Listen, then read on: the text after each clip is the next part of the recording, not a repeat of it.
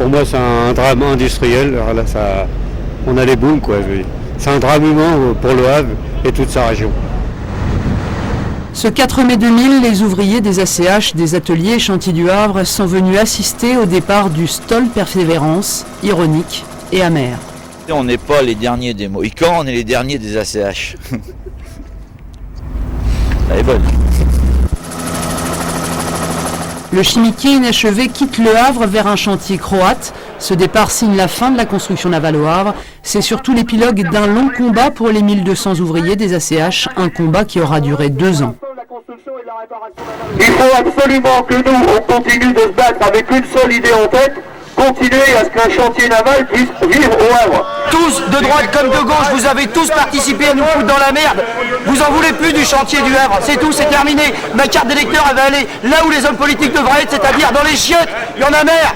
Vous allez foutre 2500 bonhommes. Le Havre vit l'une de ses périodes les plus difficiles. Les Havrais descendent dans la rue pour soutenir la navale. Des images fortes à jamais ancrées dans la mémoire de Jean-Louis Gégaden, à l'époque délégué CGT des ACH. Ça va mettre la mort de ce chantier, l'arrêt définitif de l'histoire de la construction navale sur Le Havre. Et puis d'un autre côté, ça a été une période d'une richesse phénoménale, des histoires d'hommes et de femmes très fortes. C'est quand même paradoxal, on a continué de construire un navire pendant toute cette période de conflit très dur. On a fini le navire, on l'a livré à son armateur. Chapeau pour les gars, parce qu'à chaque fois qu'un gars finissait le secteur dans lequel il travaillait, il était licencié. Donc il savait que quand il finissait son boulot, il était licencié. Le plan social est adopté en 1999, mais les vagues de licenciements vont s'étaler jusqu'en octobre 2000. Il faut trouver une solution pour accompagner les salariés du chantier. C'est la création de l'ADIAS ACH, l'association de défense des intérêts des anciens salariés. Les salariés du chantier, vous savez, quand ils partaient d'ici, c'était le ciel nous tombait sur la tête, c'était une catastrophe. Des gens qui avaient travaillé pendant des années, qui du jour au lendemain, on leur expliquait comment ils avaient été obligés de se vendre, de retrouver du boulot, c'était une catastrophe. Et donc le fait que nous on soit présents, de venir nous voir, quelque part c'était un peu rassurant, quoi. Ça les a aidés à deux niveaux, je crois que ça les a aidés moralement. Et puis ça les a aidés concrètement dans la recherche d'une solution définitive après leur licenciement, quoi. Les ex-salariés des ACH doivent encore vivre la vente aux enchères de leur outil de travail. On est en juin 2000. Toute l'Europe des chantiers navals est là pour faire des affaires. Adjugé. Le deuxième. Mais l'enjeu pour l'ADIAS ACH, c'est la création d'un pôle industriel et naval, un espoir pour Le Havre de conserver un lien avec cette activité, un espoir finalement vain. On s'est aperçu que la réindustrialisation, elle s'est faite ailleurs que dans la navale. Ça s'est fait à côté, ça s'est fait dans la maintenance industrielle, ça s'est fait dans un certain nombre d'autres activités à côté, mais très peu dans la navale. Quant au rêve du maintien d'une activité de réparation navale, il s'éteint définitivement avec le départ du dock flottant en août 2008. Là, ce qu'on enlève, c'est pas simplement la fin de la réparation navale, c'est, si vous voulez, comme une plante, c'est le déracinement. C'est-à-dire qu'on sait très bien que maintenant, il n'y aura plus rien.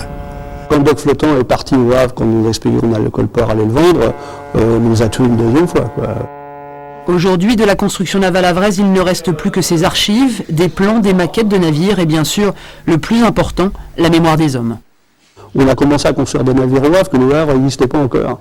Quand vous voyez des dizaines de milliers d'Havrais qui sont sur les digues, sur la plage pour regarder partir un Windstar, un Club Med, les gars qui ont bossé dessus, qui sont à côté, ils sont vachement fiers, quoi. Ça veut dire quelque chose. C'est très profondément ancré. Et c'est vrai que la fierté d'avoir appartenu à la construction navale, à cette histoire, cette épopée havraise, c'est une fierté évidente pour les salariés du chantier.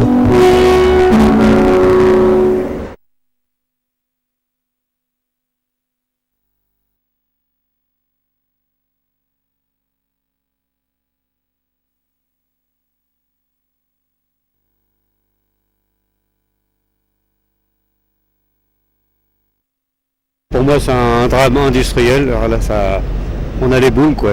C'est un drame humain pour Le Havre et toute sa région. Ce 4 mai 2000, les ouvriers des ACH, des ateliers et chantiers du Havre sont venus assister au départ du Stoll Persévérance, ironique et amer. On n'est pas les derniers des Mohicans, on est les derniers des ACH. Elle est bonne.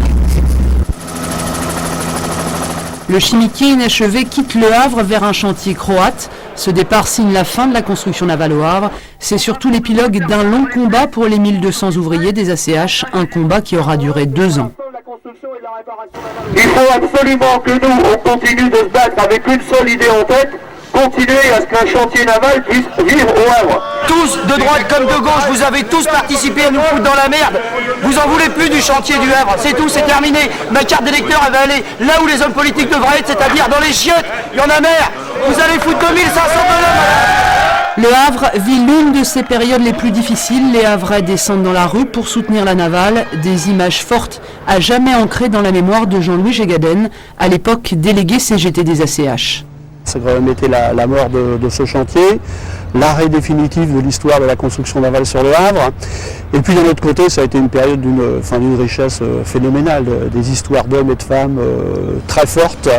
C'est quand même paradoxal, on a continué de construire un navire pendant toute cette période de conflit très dur. On a fini le navire, on l'a livré à son armateur. Chapeau pour les gars, parce qu'à chaque fois qu'un gars finissait le secteur dans lequel il travaillait, il était licencié. Donc il savait que quand il finissait son boulot, il était licencié. Le plan social est adopté en 1999, mais les vagues de licenciements vont s'étaler jusqu'en octobre 2000. Il faut trouver une solution pour accompagner les salariés du chantier. C'est la création de l'ADIAS ACH, l'association de défense des intérêts des anciens salariés. Les salariés du chantier, vous savez, quand ils partaient d'ici, c'était le ciel nous tombait sur la tête, hein, c'était une catastrophe. Des gens qui avaient travaillé pendant des années, qui du jour au lendemain, on leur expliquait comment ils avaient été obligés de se vendre, de retrouver du boulot, c'était une catastrophe. Et donc le fait que nous on soit présents, de venir nous voir, quelque part c'était un peu rassurant, quoi. Ça les a aidés à deux niveaux, je crois que ça les a aidés moralement, et puis ça les a aidés concrètement dans la recherche d'une solution définitive après leur licenciement, quoi. Les ex-salariés des ACH doivent encore vivre la vente aux enchères de leur outil de travail. On est en juin 2000. Toute l'Europe des chantiers navals est là pour faire des affaires. Adjugé. Le deuxième. Mais l'enjeu pour la DIAS ACH, c'est la création d'un pôle industriel et naval, un espoir pour le Havre de conserver un lien avec cette activité, un espoir finalement vain.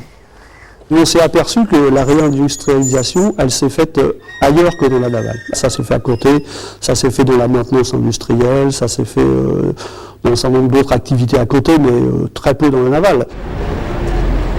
Quant au rêve du maintien d'une activité de réparation navale, il s'éteint définitivement avec le départ du dock flottant en août 2008. Là, ce qu'on enlève, c'est pas simplement la fin de la réparation navale, c'est, si vous voulez, comme une plante, hein, c'est le déracinement. C'est-à-dire qu'on sait très bien que maintenant, il n'y aura plus rien. Quand le dock flottant est parti au Havre, quand nous expliquions qu'on allait le port allait le vendre, nous a tué une deuxième fois, quoi. Aujourd'hui, de la construction navale havraise, il ne reste plus que ses archives, des plans, des maquettes de navires et bien sûr, le plus important, la mémoire des hommes. On a commencé à construire des navires au Havre que le Havre n'existait pas encore.